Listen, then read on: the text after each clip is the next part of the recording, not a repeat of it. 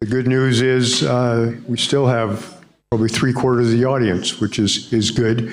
We've reduced. The panels were 4-3-4 panelists. We're down to just 2. So there's no doubt who's going to have to answer the questions. I get to ask them, but I get to learn a lot as well. Throughout the day, we've been talking about financing. I mean, anything, business relies on financing. Certainly defense relies on financing. Building artificial intelligence capabilities rely on financing. So financing is a solution to all our problems, but how to properly finance and what are the new ways that we have to look at for providing financing for our deterrence and defense capabilities. And one of the ideas, and Robbie, if you could give us an idea of how one solution for multinational lending institutions for defense might be offered as a unique way and a solution for today's problems. Sorry, apologies for that. I was fundamentally for about 35 years an infantry officer, and that meant that all of my soldiers, whenever they were given the great technologies that we've been talking about all day, were given those technologies, we used to lose and break it every time. And I've just nearly done that here, so that's why. Look, I think what I'm going to speak to you about today, actually, as well, just to build on what Rick said and has asked me, is to really describe to you the reason why we need to totally change the global finance stack for defense, security and resilience. It doesn't work and it's not fit for purpose. And that's why there is a proposal running at the moment to create, if you like, the idea of this bank called it's not really a bank, it's a multinational lending institution called the Defence, Security and Resilience Bank. This, if you can imagine a World Bank, as we have the World Bank, but if you can imagine it for defence, for the good guys. So are there any Americans in the audience? Probably not. If you can remember back to the days of the black and white cowboy films when the nations with the white cowboy hats were the good guys and then the ones with the black ones were the bad guys. This is a bank for the good guys. And President Xi, quite recently, actually, at the Shanghai conference about 8 weeks ago now, suggested doing something similar for the bad guys. So this is something that our adversaries are already starting to talk about. So it's good to be getting ahead. And going back to the point that was made on the last panel, there's no doubt, so even if we get ahead on the game and build this, the Chinese, the Russians, the Iranians, the North Koreans and so on, who want to select that way that the world is going, will copy us. There's no doubts about it. So it'd be good to get ahead of the game here. So what is it and what are we trying to do? Well, about 6 years ago, while I was working at NATO, as the military assistant to the chair of NATO's military committee, which Rick did, by the way, and so did Paul over there years ago. I was the only one out of the 3 of us in this room who did that job. He lost all his hair. So I probably did something wrong, and I don't know what happened. But when I was working there was a really brilliant young lad called Rob Murray, who was head of innovation at NATO headquarters.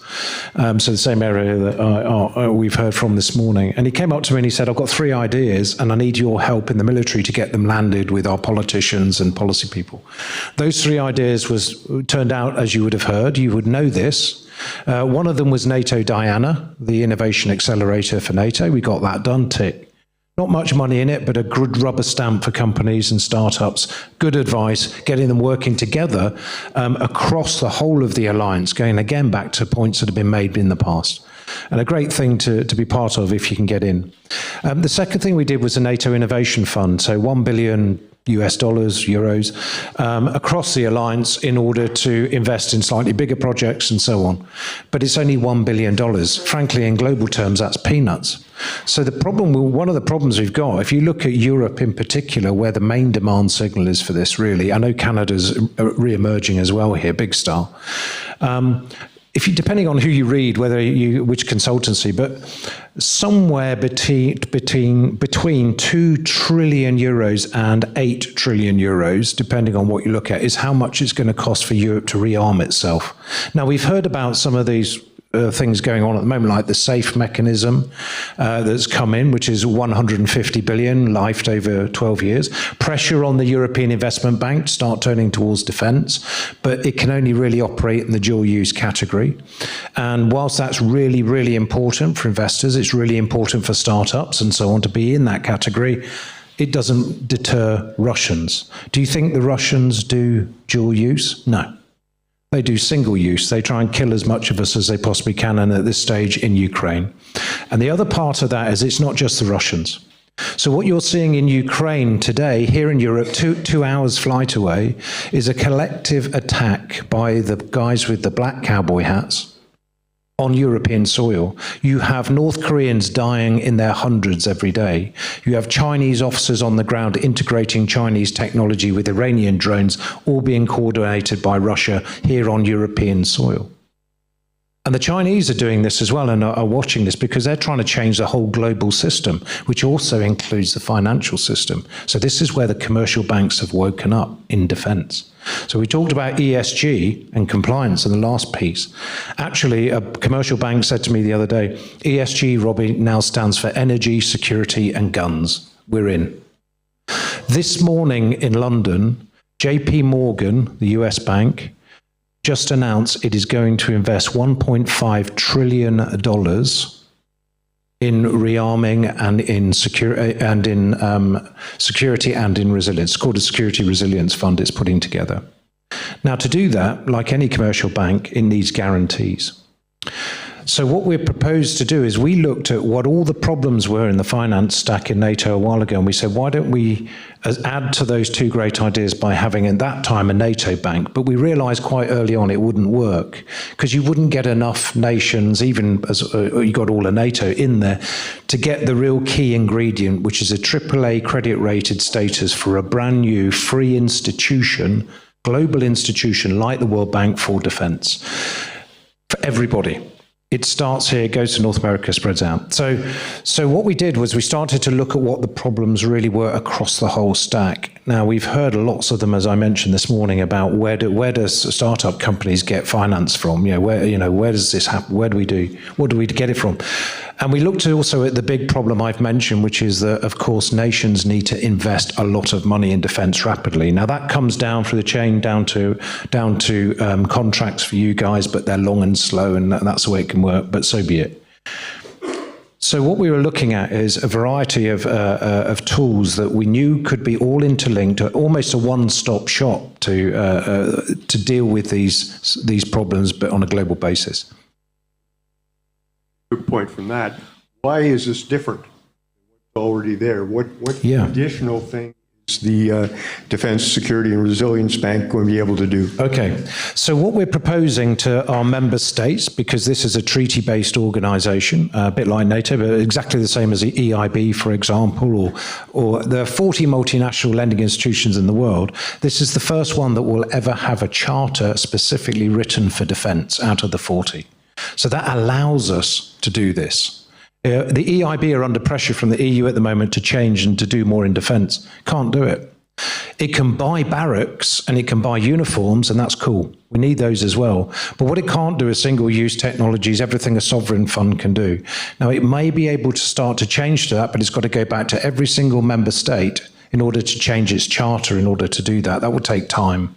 What we're going to propose and what we're about to do is put this bank on the market, starting its operations at the end of 2026. And we can do it.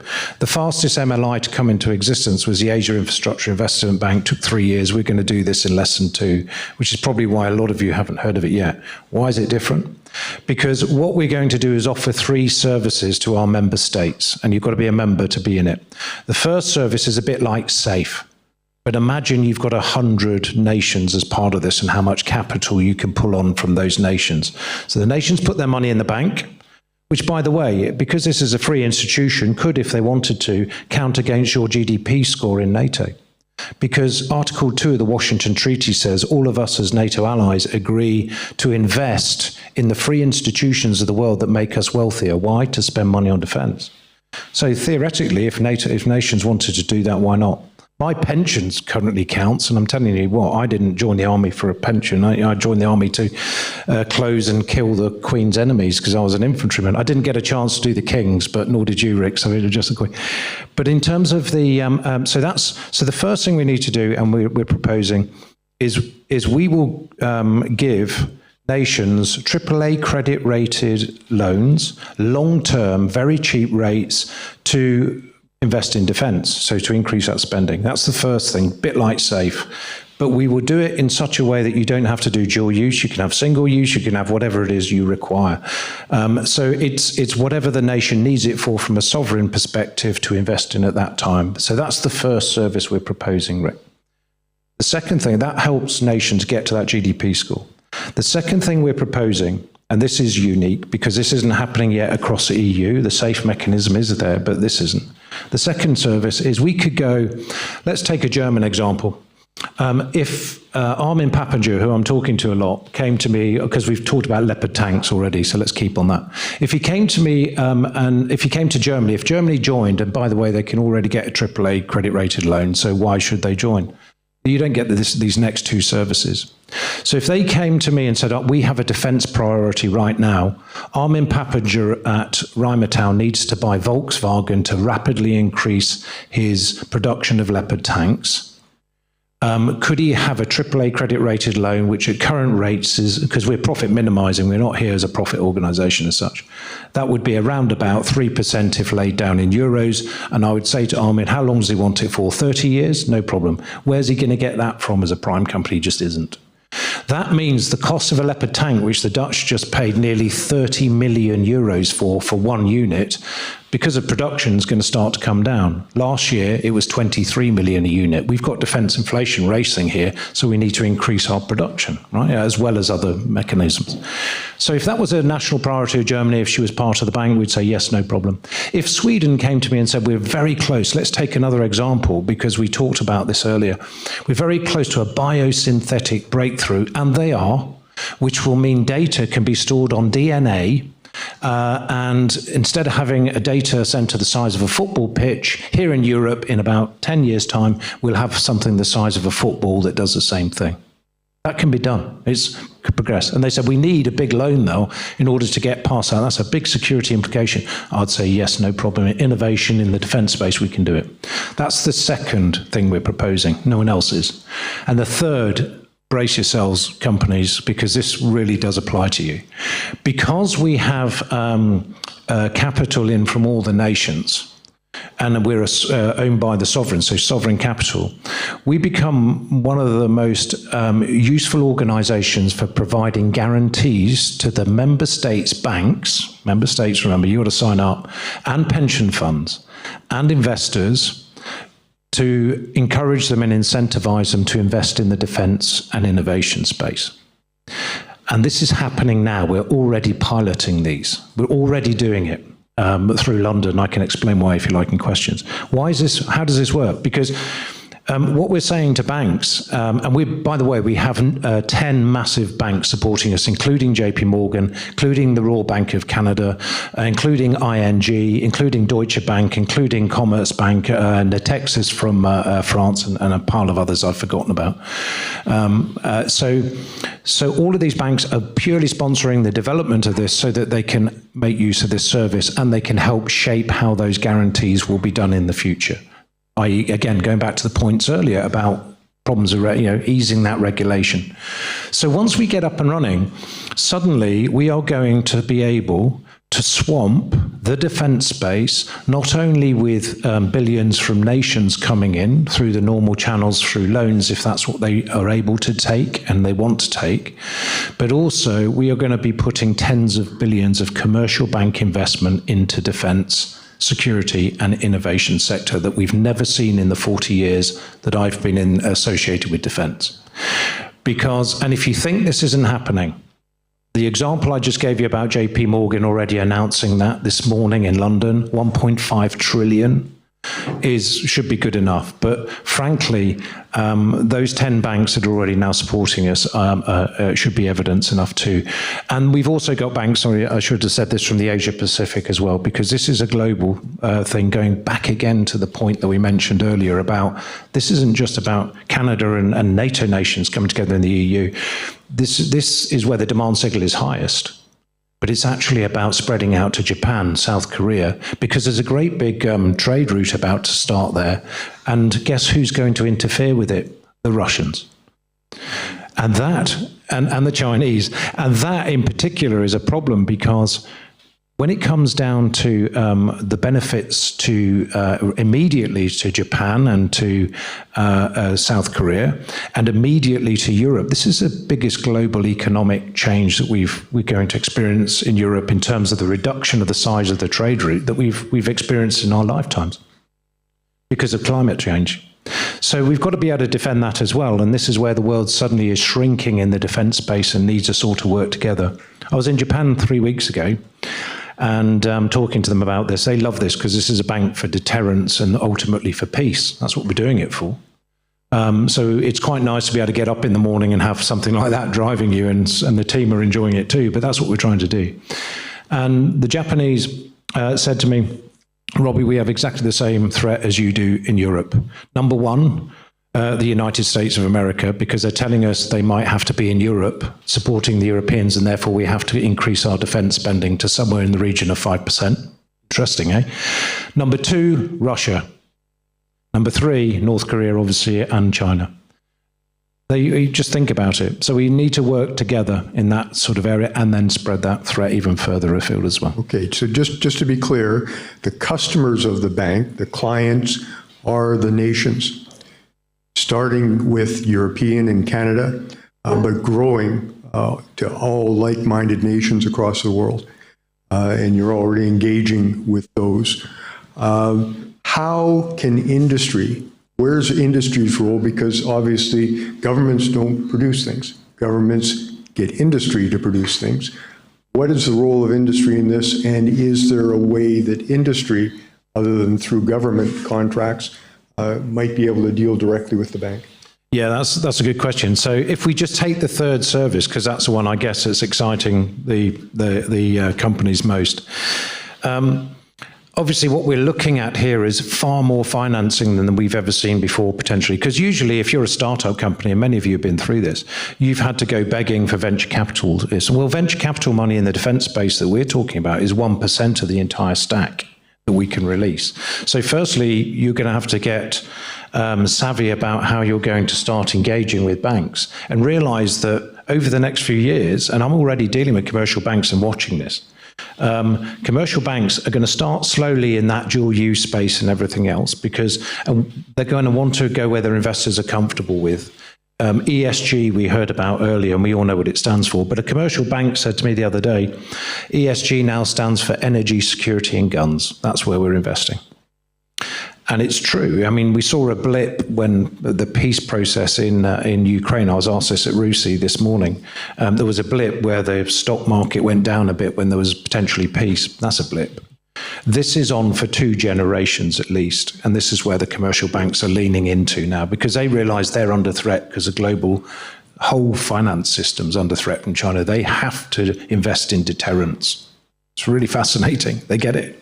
So from the industry perspective, though, there's lots of interesting things that we're doing on the pilot side just to work out what we can give to nations around the world as examples. So I'm doing this quite regularly, and so what I think we may be starting to see, and it's good NATO here because we discussed this the other day, and I've done this with 2 companies already, is instead of just going into NATO and saying, right guys, you've got loads, you've got a budget, it's taken you 1.5 years to find your budget for this particular project. That's the first thing that always used to happen to me when I was going in there. They say, we love the idea, we want to do this, we're going to put it through the finance system and we'll have a chat in 1.5 years when we get the budget. That's no good. So we go in, but we say, right, okay, let's say one of the headquarters needs an AI tool, because we've been talking about AI, right? And say they want a decision-making program that helps them understand what the population of Slovakia would do if the Russians invaded. So an AI digital twin, for example. Now we can do that. I'm dealing with companies who can do that now. In fact, they've done it, actually. And but that's really helpful for generals to actually plan against so they can work out the worst and best course scenarios.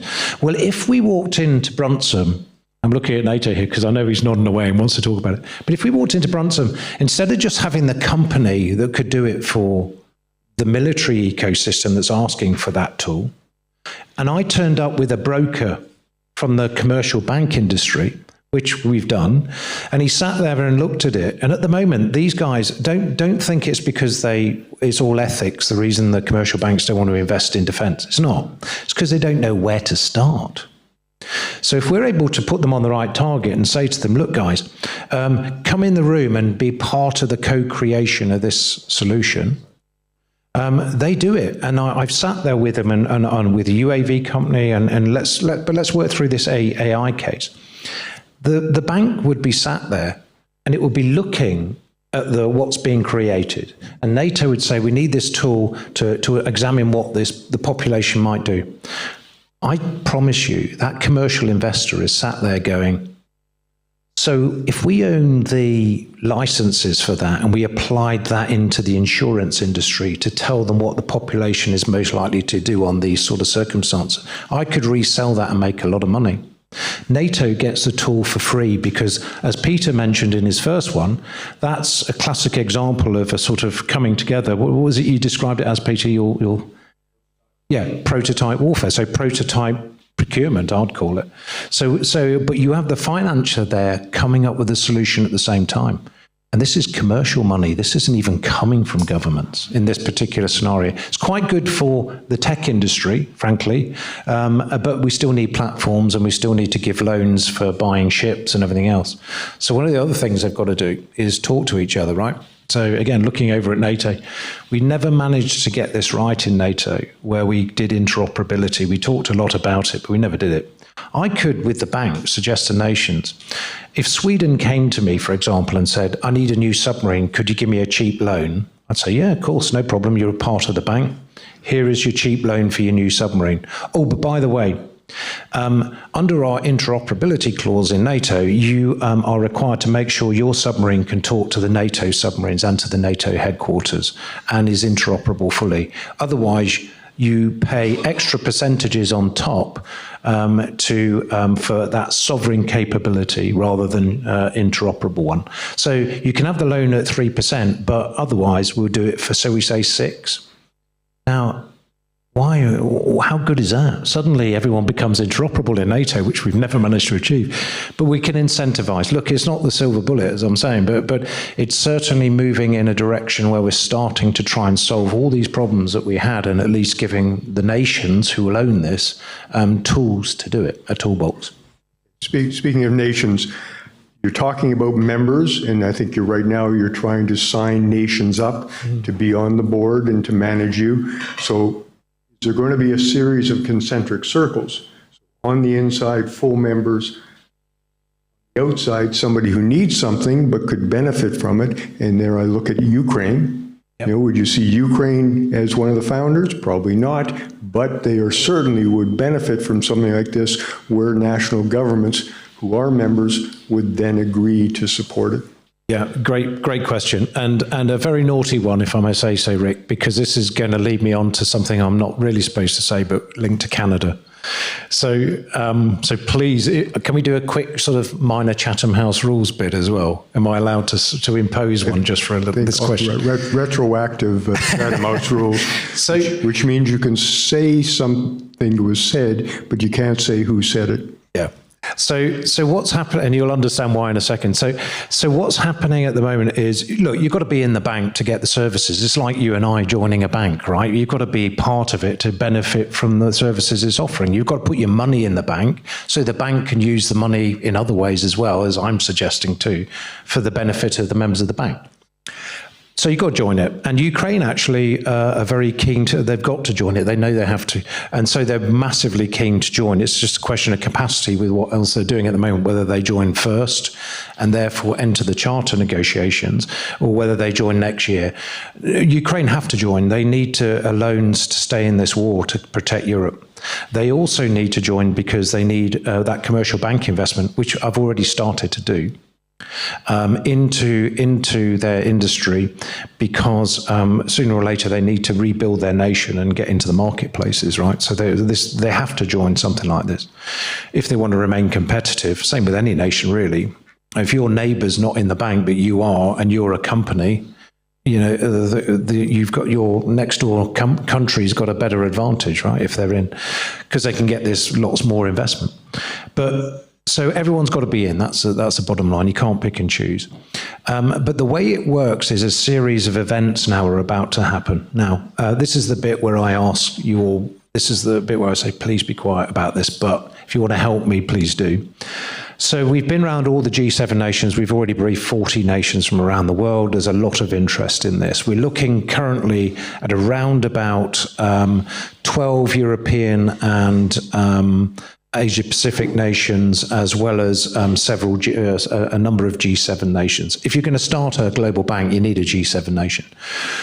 So guess which nation, we heard about this earlier, I think the second to last panel, is run by a banker who understands this, who gets it, who when we briefed him on it went, hell, this will work. So Canada is starting to emerge as one of the leading G7 nations to get behind us. And if Mark Carney makes a decision, which is it's on his desk right now, I was hoping I'll be able to tell you guys by coming to this event, we're off. If he makes the decision to do it, then we start immediately. And the way that starts is the first few nations, and I don't want 12 to start this, I want about 3. But because we start the charter negotiations, which gives us our raison d'etre to then continue with the bank and what we can be invested in and so on, which needs to be as broad as possible in the defence sense. So we keep busy because we're a permanent institution. That's the whole idea. So the First Nations will come together, sign a letter of intent immediately, maybe in Ottawa, maybe somewhere else. And then essentially in the next couple of weeks, I guess, then I would imagine we're getting close to Christmas and civil servants don't like working over Christmas, nor do we, frankly. So I should imagine at the beginning of January, the First Nations will start the charter negotiations. Smallish document, 80% of it's already written because it's the same for the World Bank as it is for us, frankly. The 20% is who can join. And we're not having the bad guys in, and how you get rid of someone if they become a bad guy, and also fundamentally to allow us to do defence, which the EIB can't do, for example, all of defence, everything. So that will then take place between about 8 weeks, I'd imagine. It then goes back to parliaments to ratify. That's why you need a few, so it doesn't take months and months, because we're trying to do this at speed. We're trying to get operational by the end of the year, because we need to be. Because look, the Russians aren't very far away from where we are now. And the day they finish in Ukraine is the day they just switch fire to the next country in Europe. We all know that. And if it's a NATO nation, we're in real trouble, because Article 5 will apply. Which means we're at war. So we can't mess around. And there's subtle difference between the last time this was done, Rick, by the way, which was the Loan Lease Act in 1940 between the United States and the UK, which kept them in the war, long-term loans, 60 years, very low rates of interest. And but that was no good, because that started 1 year after the war had. That's why we're trying to do this before, to deter the war from actually starting in the first place as a peace bank. But anyway, so it starts then. By the middle of the year, we expect another 20 to 30 nations to join the first handful. Then by the end of the year, probably another 20 to 30. The strategy is clear. We start in North America and Europe because there's demand signal, and spread over the Northern Hemisphere, the Asia Pacific. We'll then start to move into Africa, Central and Southern America, and the rest of the Asia Pacific for the good guy nations. They will continue to expand. And if we end up, frankly, with about, even if we just kept it as NATO and NATO's international partners, that would be nearly 70 nations in their own right. That would give us gusting to almost a set of funds pledged and callable in capital terms of about 1 trillion euros. Wow. A bank can loan 4 or 5 times the amount of that. Takes me back to how much does Europe need to rearm? But all the other things as well, and I must say this because it's really important, safe mechanism, EIB, what it can do, and so on and so forth, all matter. Because you need component parts and you need a selection of tools. So we have built this deliberately with help from the EIB and members, with help from the World Bank, with help from other international institutions, so that we complement. The whole idea is that it has to complement existing EU systems and also those that exist globally as well, which to make sure it's seamless. But there isn't anyone else really doing defence in the same way at this sort of scale that we're hoping to. Okay. Matter of fact, my next question was going to be, you anticipated it, where do we go after? So in Canada, we have a saying, you shoot the wolf that's closest to the sled. Okay, and that currently is Russia and Ukraine and the security of Europe. But there are other places in the world, certainly in Asia, Taiwan, the Middle East is under threat. Africa is the fastest growing continent in the world. Yep. There are threats in Africa.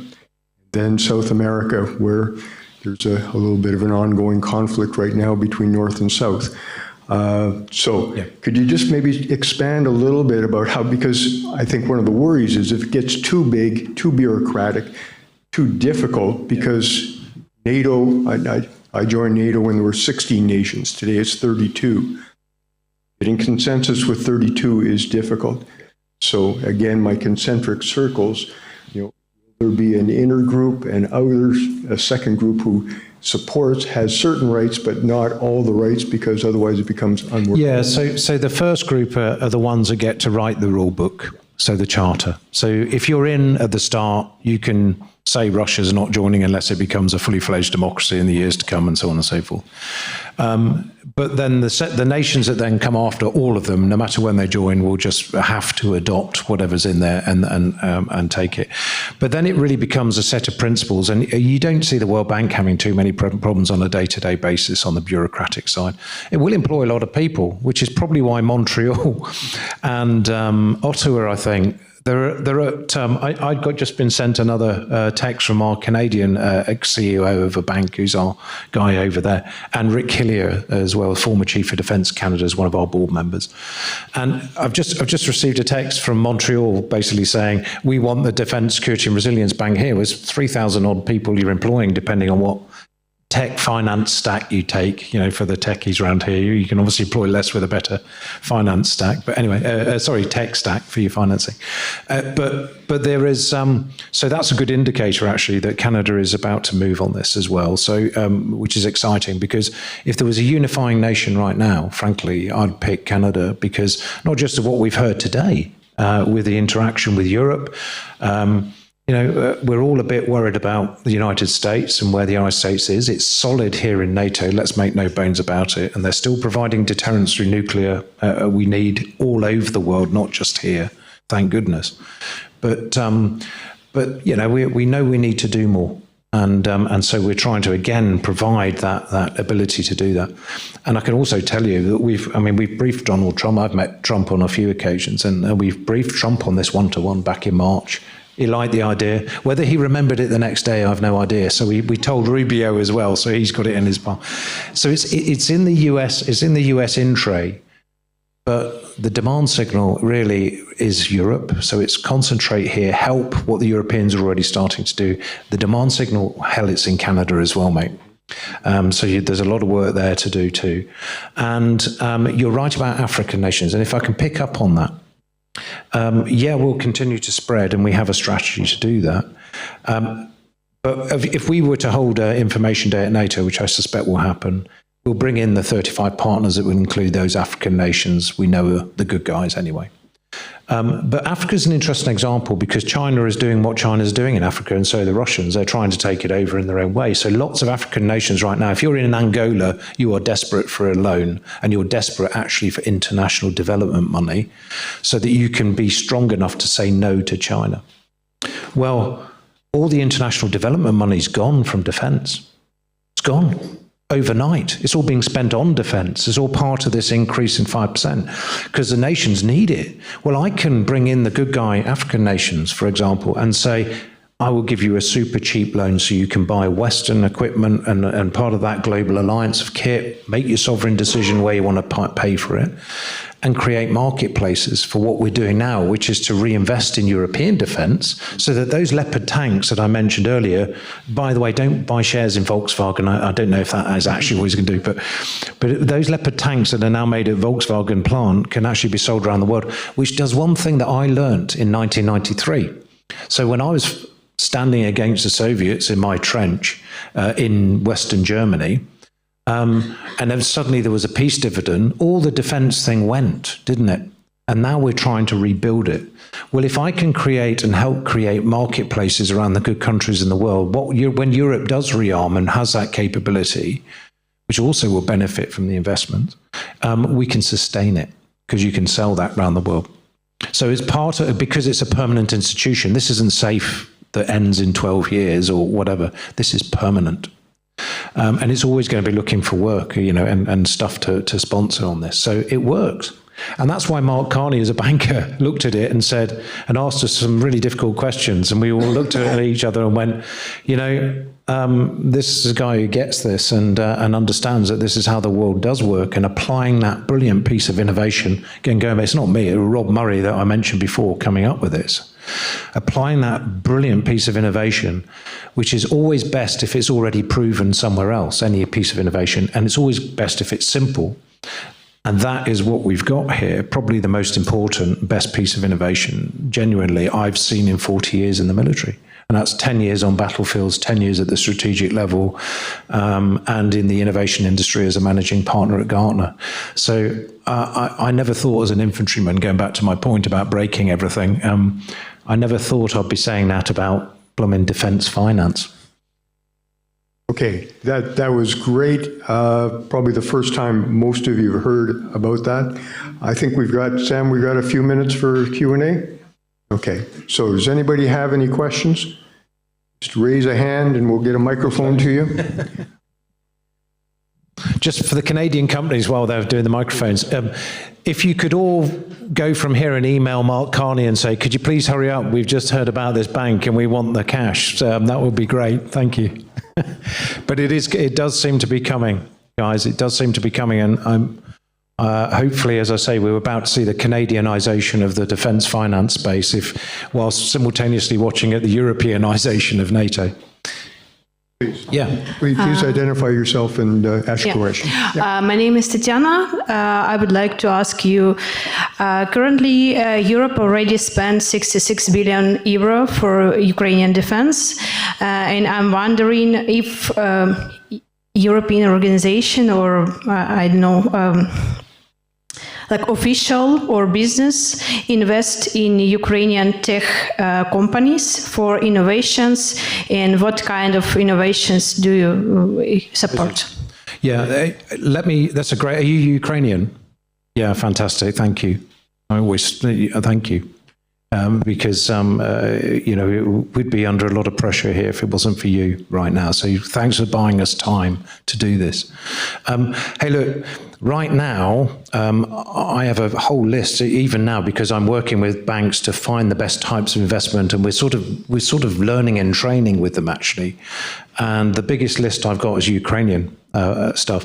And it's quite interesting because I've got literally space projects that are hundreds of millions down to 2 or 3 million. And this is, again, part of the problem in the finance stack, is getting the right level of investment for smaller companies that range from defense, full stop, really, with semi-dual use, sort of, all the way down to special building materials that are can make hospitals and schools and accommodation for displaced people in Ukraine who are refugees very rapidly, and a little company to do that. Well, you start with the banks with those sort of things. These are for refugees as a result of war, and they build confidence over time in their investment.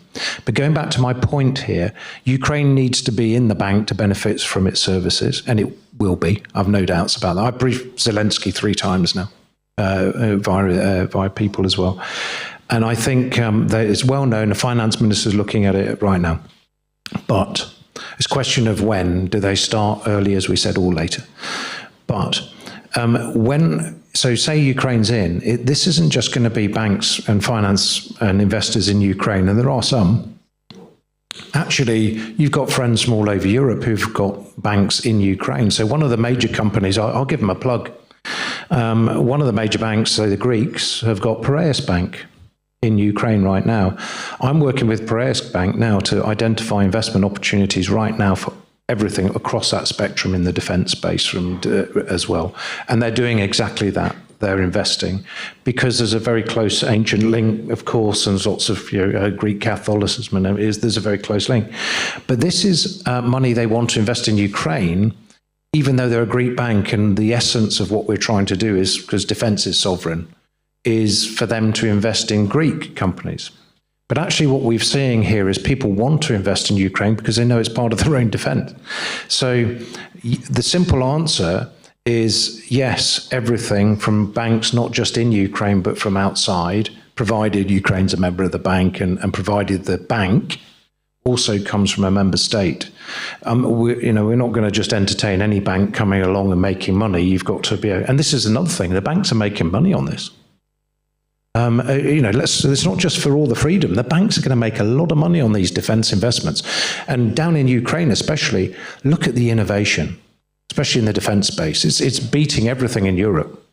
And that's why I've got now, I'm forming a sovereign fund in the UK with UK banks for UK investment.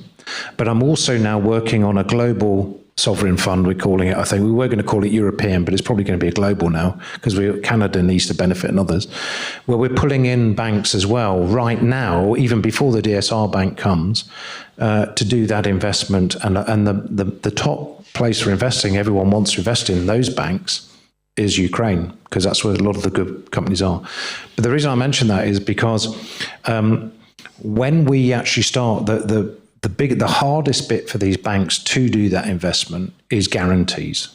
So I'm dealing with EBRD, I'm dealing with other big institutions to find the British Business Bank, the Export Finance and so on. So I'm finding whoever I can to find those guarantees for the banks as well, so that they can do that defence investment, and we're finding it. But when the DSRB arrives as an institution for defence in the world, we'll just go straight to the DSRB because it's a piece of cake, because that's where your guarantees are. Yeah, sorry, yeah, go. Yeah. Thanks for sharing your insights. You've anticipated my question in part, but I'll ask you the next part, which was going to be SAFE and any sovereign fund that is forming now. Yeah. What's the plan for interacting with them? So I was called in by the European External Action Service about 3 weeks ago. They said, tell us about the bank. We can see there's momentum gathering. When are you coming online so we can work out the next wave of SAFE or not? Or do we need it? Well, the simple answer is it's a brilliant system, but it very much mirrors what we're going to be doing, very much. It's almost identical. But it's only 150 billion lifed over 12 years at the moment. But and everyone wants it. Canada even wants it. Right, they're trying to grab it. The British are trying to grab it, but they're refusing to pay the fine for leaving the European Union. By the way, I have a Northern Irish background, so I live in Brussels, but I have a Northern Irish background, so I'm indestructible to Brexit. It's bloody marvellous. Sorry, Peter, you can go back to the slow queue when you head back, mate. But look, it's But yes, these are good systems, though. Don't get me wrong. All of the effort that's going in here in the EU is great, but it's not enough. So if we can complement them, going back to my point, we're not going in competition. We don't need to. We're a global bank. We're going to have plenty of work. But if we can complement them and make sure that the EIB is used to build the barracks and buy the uniforms, no problem.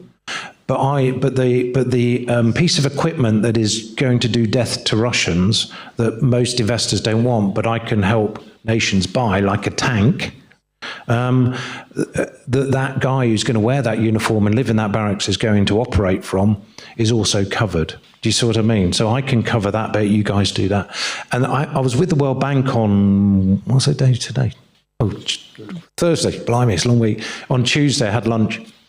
And they were, even the World Bank, who have the bad guys in, remember. But the World Bank was saying, we've taken your, it was brilliant. They said, we've taken apart your proposal and looked at it. I thought, here we go. He's found something at last. After 7 years, he's found something wrong with it. He said, it's brilliant. It works. And what we'd like to do is open up global discussions now on the resilience side, especially, so that we can coordinate our activity as multinational lending institutions. So you do that country, we'll do this one, sort of thing, which is what they do now already.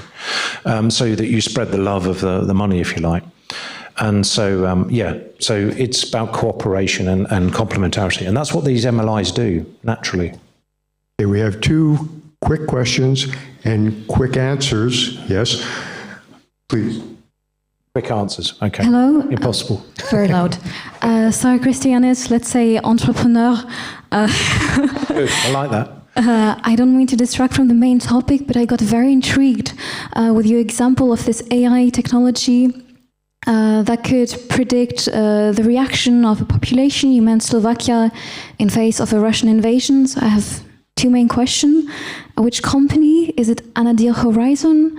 And could you tell us a bit more about how this technology works, about the data used, agentic system? Okay, very quickly. It's a Slovakian company, actually, this particular one, led by an American, doing stuff. Even the Americans, there's another company in America doing it. I can give you the name later, but essentially, they've done this actually with EU investment as well, for obvious reasons, in that case.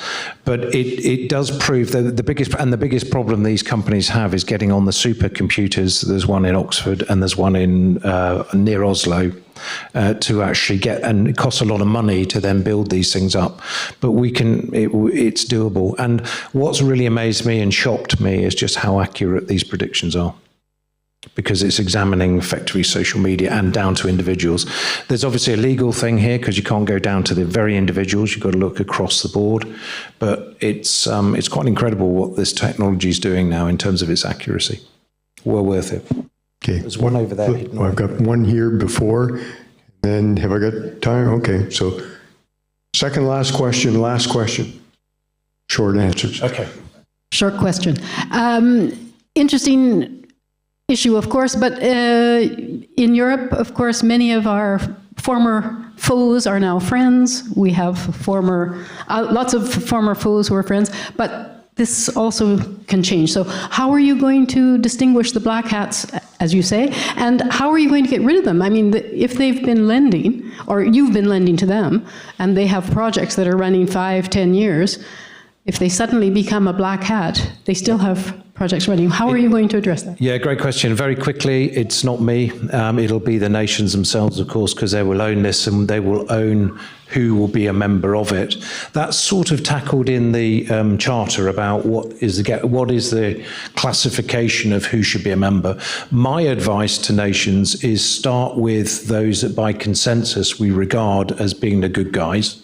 And that, by consensus, tends to be NATO nations, whether you agree or not, how democratic they are in each individual case.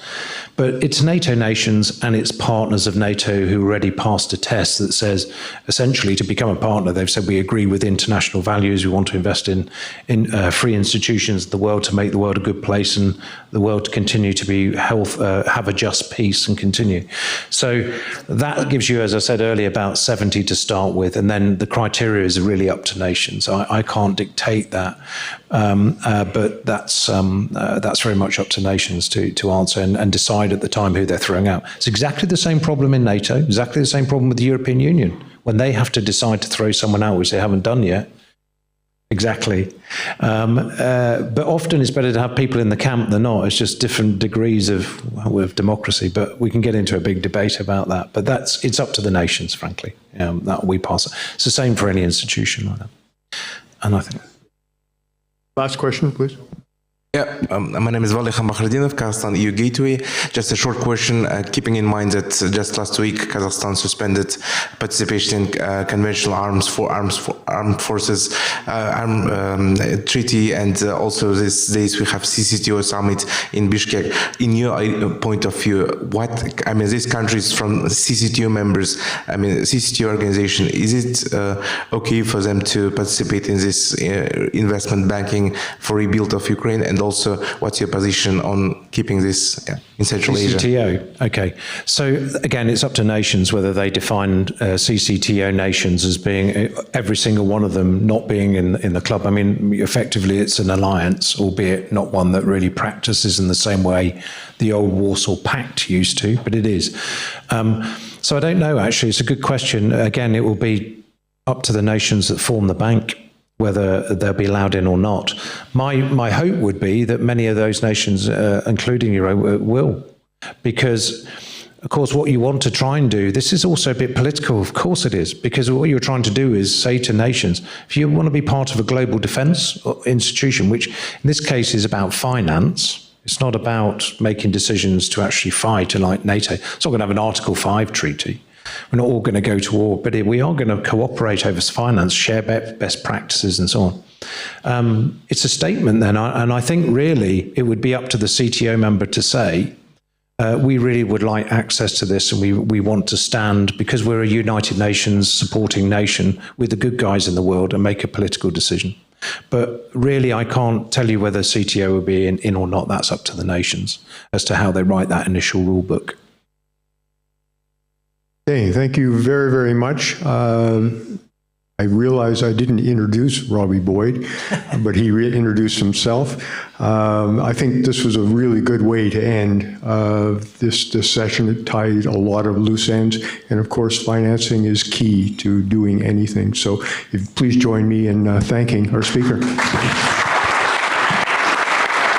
Thank you. Go Canada.